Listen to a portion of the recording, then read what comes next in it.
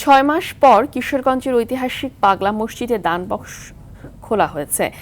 13টি বাক্স খুলে 43 বস্তা টাকা পাওয়া গেছে। আরও জানাতে কিশোরগঞ্জের পাগলা মসজিদ থেকে সরাসরি যুক্ত হচ্ছেন সহকর্মী শফিকুল ইসলাম নাইম। টাকা গণনা শুরু হয়েছে কিনা বিস্তারিত জানাবেন।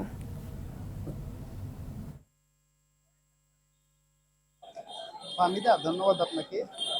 কিশোরগঞ্জে কিন্তু দীর্ঘ 6 মাস পর কিন্তু আজ কিশোরগঞ্জের ঐতিহাসিক যে পাগলা মসজিদ রয়েছে, সেই পাগলা মসজিদের যে 13টি দান সিন্ধুক রয়েছে, সেই দান সিন্ধুকগুলি কিন্তু খোলা হয়েছে। সেই দান সিন্ধুক থেকে প্রায় কিন্তু 43 বস্তা টাকা পাওয়া গেছে।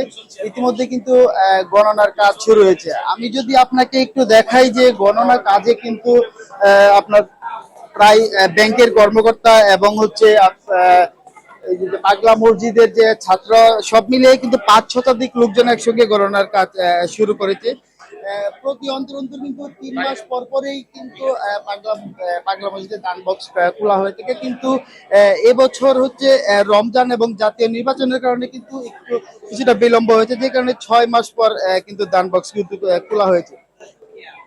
টাকা গণনার কাজ কিন্তু ইতিমধ্যে প্রায় কিছুটা হয়েছে, শেষ হয়েছে।